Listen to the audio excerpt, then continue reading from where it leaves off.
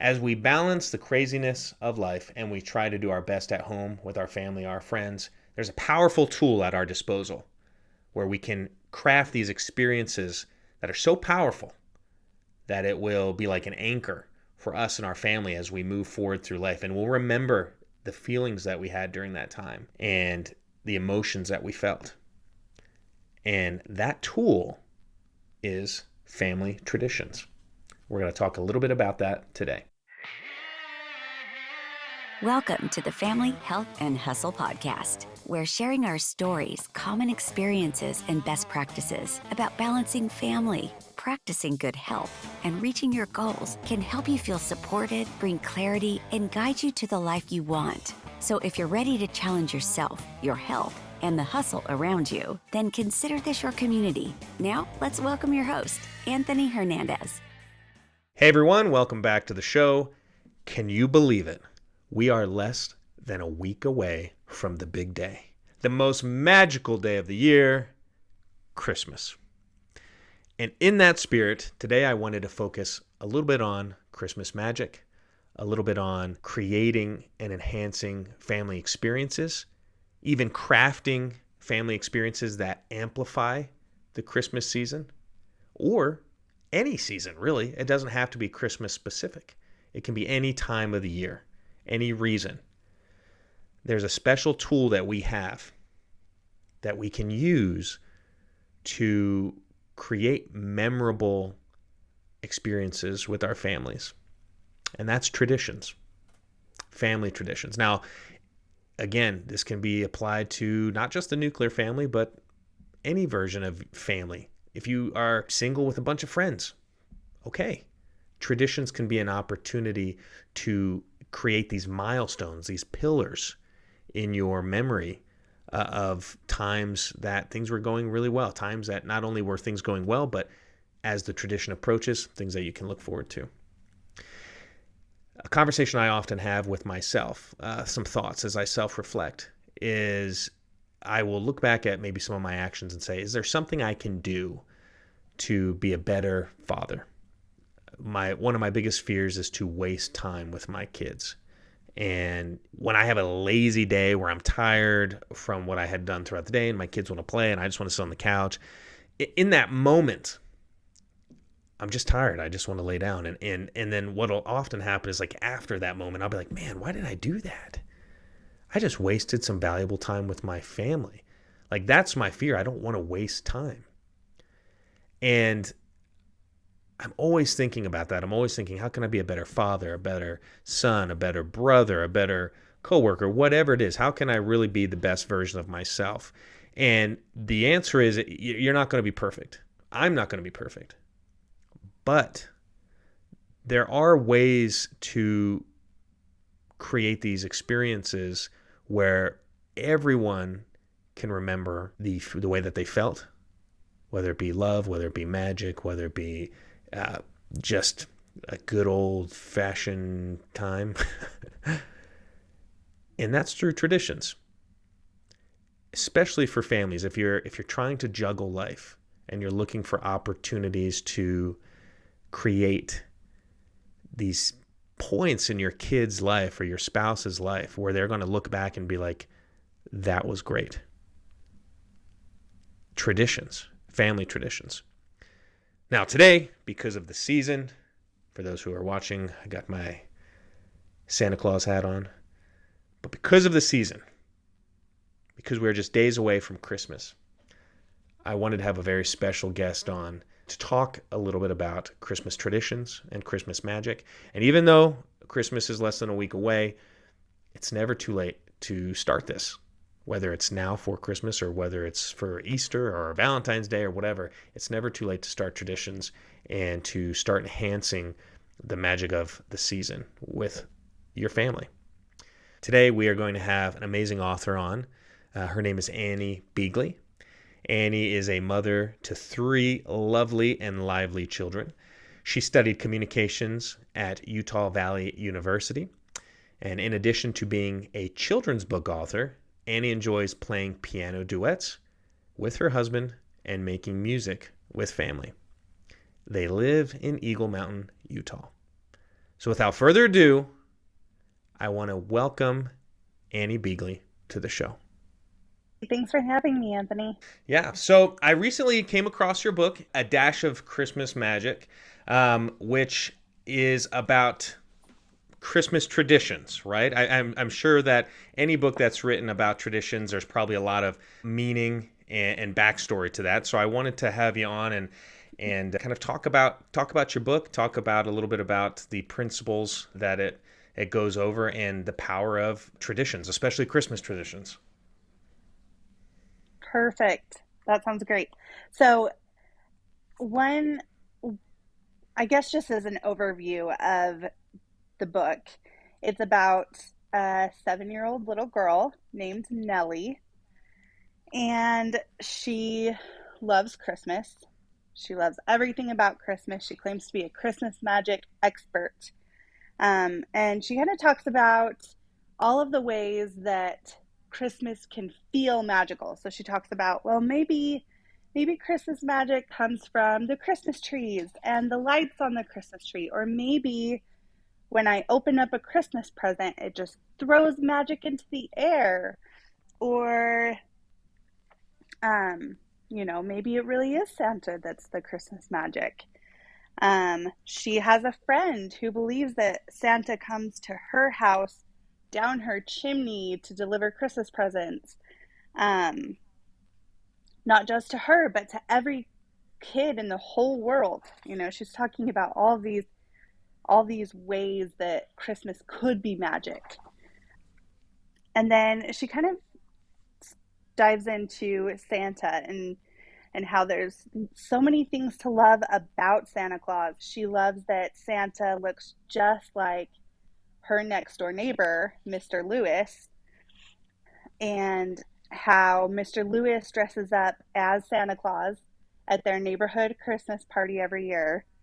And Mr. Lewis is one of the big helpers of the Christmas magic in her neighborhood. At this Christmas party, it takes place at a Christmas tree farm, and she talks about how they pick out Christmas trees and how every year they bring Nana Jewel's highly classified Christmas sugar cookies to the party to share with everyone, but they never share the recipe. Of course, the recipe is written in the back of the book, so no one's missing out there. She talks about waiting in line to see Santa, and then she kind of dives into what a tradition is. She says that her mom has taught her that a tradition is something that feels warm and fuzzy and special. Its main goal is to help you feel close and connected to those around you. It can be something that happens regularly, or it can be something new. It doesn't really matter as long as you feel warm and cozy and loved. And then she talks about her favorite tradition, which is North Pole night. So mom runs upstairs and dad sits down with Nellie and her little brothers, Peter and Jameson, and they read Christmas stories by the Christmas tree. And then mom calls up each of the kids one at a time to come upstairs. She comes in to what is mom's bedroom, but it's decorated like the North Pole. And she picks out a gift for each of her family members for Christmas. So there's little piles of gifts around the room that are designated, for each person. And she just picks her favorite one. And then she sits down with mom and they wrap them together and they put all of these gifts into a Santa sack. And she carries them downstairs and delivers them underneath the Christmas tree. And then when everyone's done, when everyone has had their time in the North Pole to be Santa, they all turn out all the lights and they eat their Santa cookies and sing Christmas songs by the Christmas tree. And she talks about how it's too tricky to fall asleep on Christmas Eve because there's just so much magic. It's just too much for her. And then the next morning she comes downstairs and her brothers are opening the Christmas presents. And her mom looks at her and says, do you feel it? Do you feel the magic? Do you feel how special it feels right now? And Dad's like, oh, I can feel it. What do you think? Where do you think it came from? What do you think it's about? And she's watching Jameson and Petey open their gifts, and she can tell just how happy that they feel because they can feel special and loved because of the gifts that she had given them. So from there, she goes into how Christmas magic can be tricky because it's not flying reindeer magic, and it's not toy making magic, and it's not naughty and nice list magic. And she can't grow a beard, and she doesn't have a belly like jelly. But the real magic is being and seeing magic at Christmas. The way Petey can be magic when he pets Benny the cat instead of pulling his tail. Or when Mr. Lewis, her next door neighbor, shovels the snow in front of Mrs. Wilson's sidewalk so that she doesn't slip and fall. Or when Jameson shares his toys without getting mad at Petey. Or when Dad brushes my hair at bedtime, talking about all the ways that we feel connected, that we feel close to those around us. And that's really where she feels the magic come from. Anyway, so yeah, that's kind of an overview of A Dash of Christmas Magic. That's awesome. What I love about it is, oftentimes I feel like during the Christmas season, you'll hear people talk about how quickly it's going by. Here we are. Right? Exactly, a week away from Christmas, and oftentimes you'll hear people say like, it didn't even feel like Christmas this year, like it went by too quick. Well, what I love about what you're talking about in this book is that the true spirit of Christmas should be in the traditions and the relationships and the interactions that we have, not just Santa, not just reindeer, not just these other things, Christmas lights. All that's great, but I almost feel like that should be icing on the cake. And so, exactly. Yeah, from what I'm hearing from you, it's like traditions in general, but specifically Christmas, like there's this whole opportunity to create that Christmas spirit through these things that you do with your family. And then Santa's just, that's a bonus.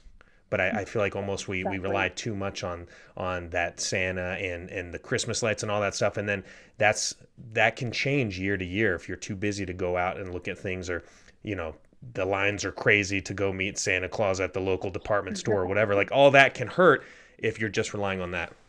Right, or you forget to move the elf on the shelf one night. Does that end the magic, Exactly. I think one of the things that really got me thinking about it is talking to my kids about when Santa ended, when Santa isn't real anymore. I don't even have kids who are quite old enough for that conversation, but when they were really little and I started thinking like the magic has to end, like that's hard. Yeah. Why does it have to end?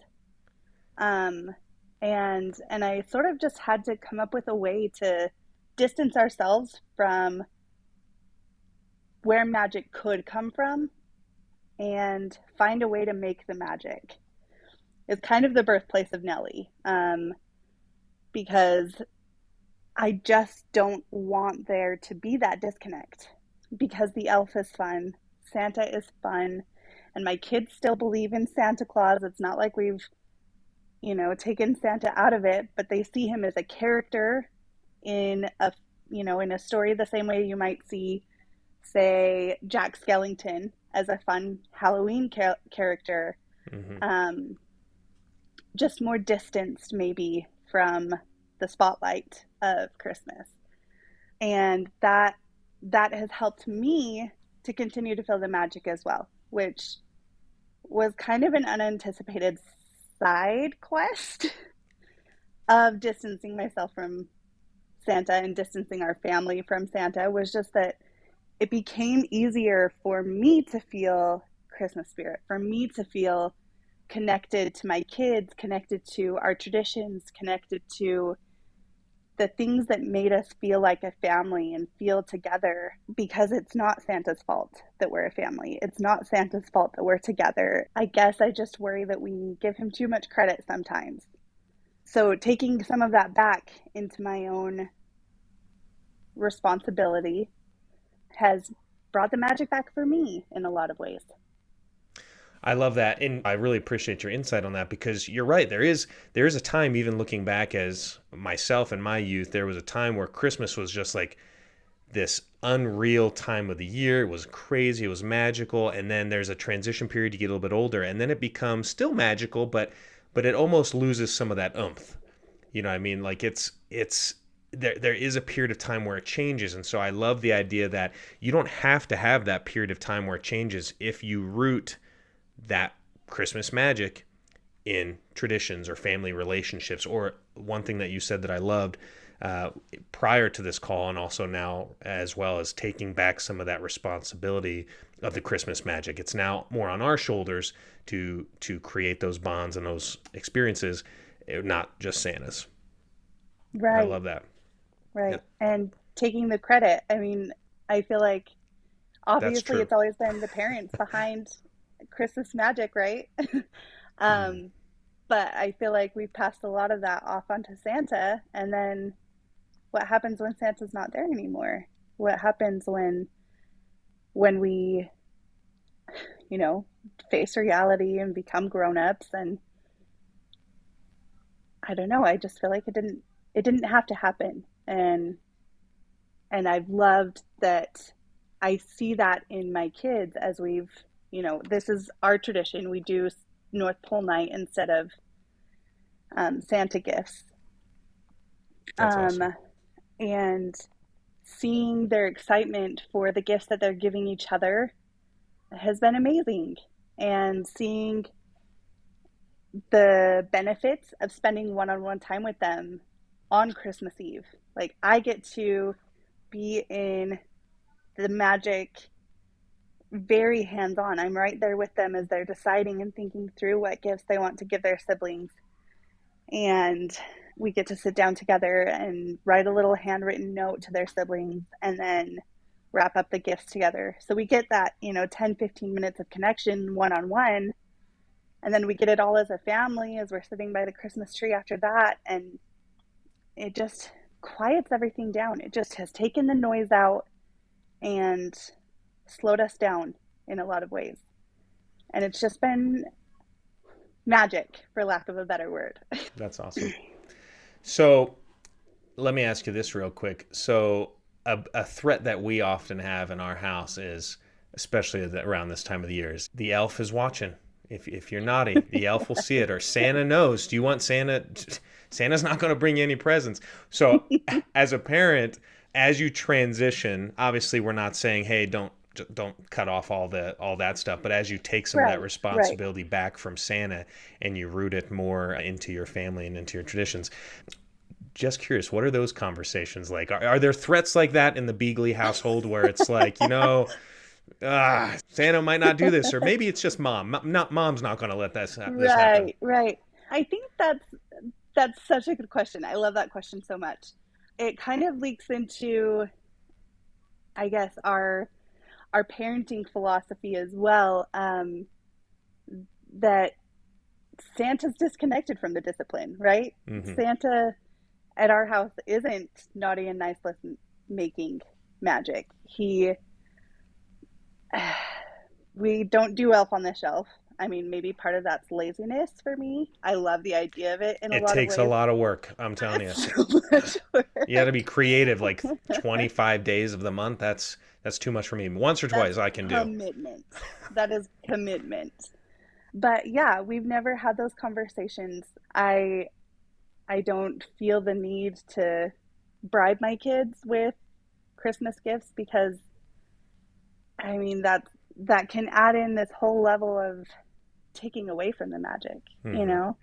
or that the magic's conditional only on your behavior or based on your behavior, or which can then translate to if I'm taking the responsibility, my love is conditional. Like, how far is that going to go, right? True. Um, So yeah, that's not something that we do at our house. I don't know how to handle that outside of it. I have considered, I've been tempted by the elf on the shelf idea, just because it looks like so much fun. Dang it.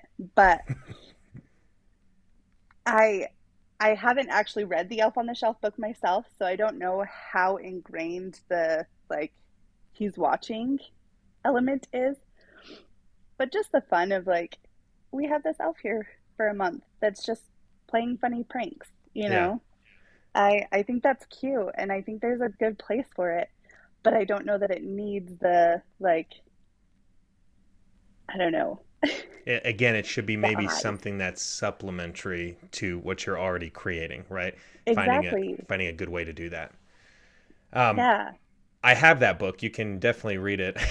It's little Let's borrow comes with it. it. Um, well, these are good tips because in my house, Santa rules with an iron fist. So I need Right. to consider some of this of the magic shouldn't be conditional. You're right. I need to reevaluate how I do that. To Um, be fair, I mean that's how I grew up, right? That's how we were raised. It's a completely different way of looking at mhm. Christmas magic. And I think that's one of the tricky things about it is that am I having to break a tradition in order to make the tradition? And I kind of have to evaluate, well, what is a tradition? Does it matter that it's been generations and generations of this is how it's been done? So I should do it this way because that's how it's been done? Is that the important part? Is that the job of a tradition? So it kind of just becomes a personal, not necessarily battle, but something you have to work out personally to decide like, is it important for me to have this generational tradition or to have a tradition that serves us in our life stage, in our family at this time? Yeah. So that can be tricky. Well, and especially again, talking specifically about Christmas traditions, you can find that middle ground, right? I think, you know, it seems as though one of the reasons you wrote this book is like because everyone is too far on to maybe the wrong side of that, right? Everyone's neglecting some of the power that they could have in sculpting those traditions and those memories and experiences with their family, and they're relying all on Santa. And it's interesting because you'll hear a lot of people say, well, remember what this season's really about, right? Being thankful and giving and stuff. But then every day is ruled by Santa and presents and stuff like that. And so I think, not that that's bad, but Right. it's good to be in the middle there, to have a healthy balance. And so you can kind of pull back a little bit of that, take a little bit of control, and then maybe start focusing on really what that season's about. Because if you just flip that switch overnight, I don't think it's going to go super well. So you can kind of start molding this middle ground where your traditions, Absolutely. you know, Especially with older kids. I feel like that could be really tricky if you did have older children trying to bring in new traditions or changing up from what maybe you've done in the past. I think that can definitely be tricky. Um, One thing I also love about Nellie and her story is that it's applicable to so many different backgrounds of the experience of Christmas. It's really easy to lend itself at the end to being like Christ. I mean, if you celebrate Christmas, as a Christian holiday, you can talk about as a family how doing these things, how serving each other, how being with each other and being kind and thinking of one another is Christ-like. You can easily draw those connections, but that still is magic for people who don't live in a Christian household. That's still Christmas magic. It's just so universally connecting for anyone, right? That's how we maintain and make relationships.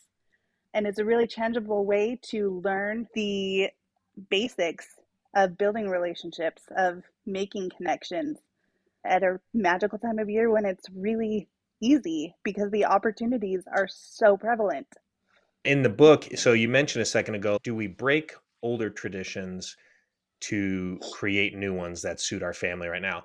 And you mentioned that North Pole night. Is this something that you've spoken a little bit about your experience and your kids, but when you were younger, is that something that you derived maybe from when you were younger, or what kind of traditions are you taking from when you're younger? And again, maybe not totally breaking, or maybe breaking, depends, or just kind of molding and reshifting to fit what you and your family are doing right now. Because as you mentioned, the way we were raised is a little bit different than maybe the way that we're choosing to raise our kids. And so how do we blend that so we can still preserve some of that other stuff, but also kind of shape our own traditions?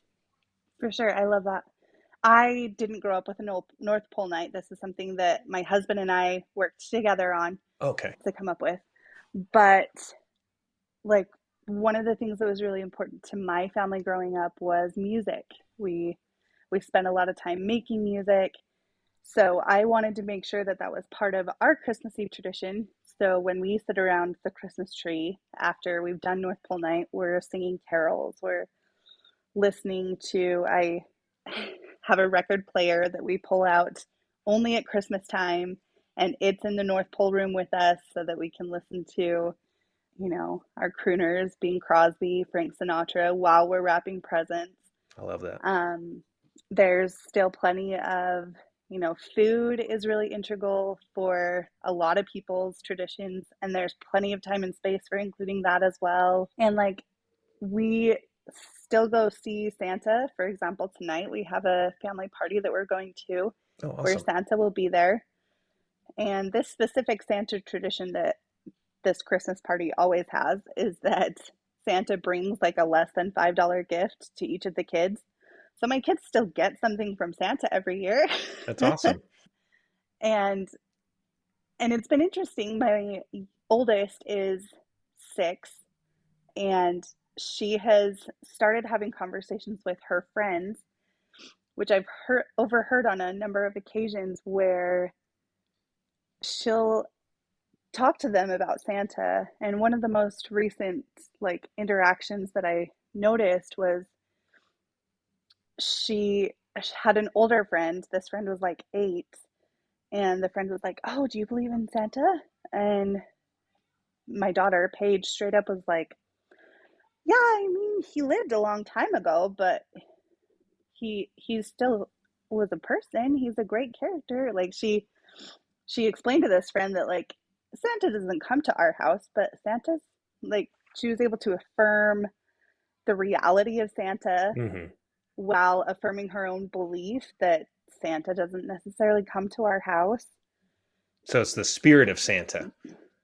Exactly. Exactly. Yeah. And I loved that she was able to have that conversation in a respectful way where she wasn't belittling the other person's beliefs, which is a great, real life practice for respecting people's beliefs outside of Santa. It's just really applicable all the way around. So, Well, I love that too, because whatever the situation is, this particular one is Santa. It could be something else in the future. Good for you for having that conversation and raising her in a way that she can understand that whether it's this, that, or something else, there's a way to express your opinion or your belief or the things that your traditions or things without hurting someone else's magic, right? right, right. And for the listener at home, whether you choose to continue to allow your kids to believe in Santa or the Easter Bunny or things like that, we're not saying anything about that. I believed in like Santa till I was like 14. So, Same. and I don't have any plans on breaking it to my kids anytime soon. Like I said, I like that iron fist that Santa rules with in my household. So we'll see. We'll play that by ear. But again, what I love so much that I think can be accepted by anyone listening, no matter what your Christmas traditions are or holiday traditions, that is taking back some of that responsibility to create these experiences and create the magic. Because again, no matter if your kid believes in Santa Claus or the Easter Bunny or whatever until they're 45, it doesn't matter. There will be a period of time where you lose some of that magic. And if you can really take control of it, like you said, I think it keeps that magic going and can even bring a better appreciation to it, which I think is a great, great message. This show, it's called Family Health and Hustle, the first pillar being family, because I do think that's the most important pillar to focus on. And stepping back even now out of holiday traditions, I think just traditions in general with your family are ways to create these milestones of memories and magic throughout the course of your life, whether it's a summer tradition in the 4th of July or just something in the middle of March, whatever it is. There's people out here trying to think about how can I be the best parent I can be, or how can I have the best family relationships I can have while juggling and balancing all these things. And your book, although centered around Christmas magic, I think is just about creating magic with traditions. Would I be correct in assuming that? Yeah, I mean, I think it's absolutely applicable to other times of the year. I think that you're right. Traditions are kind of these handholds through each, decade that passes, where you can look back and think, every 4th of July, this is what we do, and you can kind of hold on to that. And I love that you can see year to year how things have changed, how things have evolved, but it's clear that like last year, 4th of July, we did this, and it changed in this way, but it's an easy mile marker in your mind of the passage of time. And and in A Dash of Christmas Magic, there are the fundamentals of the connection, the relationships, of maintaining those connections and relationships that are applicable to every time of year, any time of year, every holiday, every birthday. I mean, you can do that any time of year. You can focus on deepening connection I love always. that. I love that. And as you may encounter trials or hardships throughout life, I think those goalposts or those milestones of those traditions, it's like a beacon of a good time, or a beacon of that warm fuzzy feeling, that magical feeling that you talked about, and you can easily look back and lean on that in times of needs. Something to look forward to. That Yes, that milestone's still coming. Christmas is still coming. Those warm feelings will come again, or could. You can create those warm feelings. You'll have the opportunity to do so again. I love that. Well, Annie, thank you so much for jumping on today and sharing that message with us. Was this your first book that you wrote? Do you have plans for many, or was this kind of just something that you really felt inspired to put out there? Um, this is a first. I don't think we're done. I think we're going to continue with, a few other things. We'll see where Nelly takes us. But yeah, this is our first. It's available on Amazon right now. So Perfect. yeah. And we'll include that link in the show notes and descriptions for those who are listening at home or watching on YouTube. Do you have a website or anything that you want to point people to, or is it just kind of go find the book and we'll go from there? Not yet. So find the book, follow along, hoping to, you know, see where things go from here. Nelly's got big goals. So Awesome. Well, Annie, thank you so much for jumping on. And to the listener at home, I hope you saw some value in this. And please go pick up a copy of A Dash of Christmas Magic and see how you can amplify and create more magic at home with your family. And I just want to say that I wish you a very Merry Christmas this coming week. So we'll see you next time. thank you. Thank you for joining in today, because pursuing a balance between family, health, and hustle, it can feel a little wacky sometimes. So we need to learn from each other. And with a simple click to subscribe, we'll invite you back to our next episode. In the meantime, download our free ebook, 6 Secrets for Success, at familyhealthandhustle.com. And remember, we're on this journey together.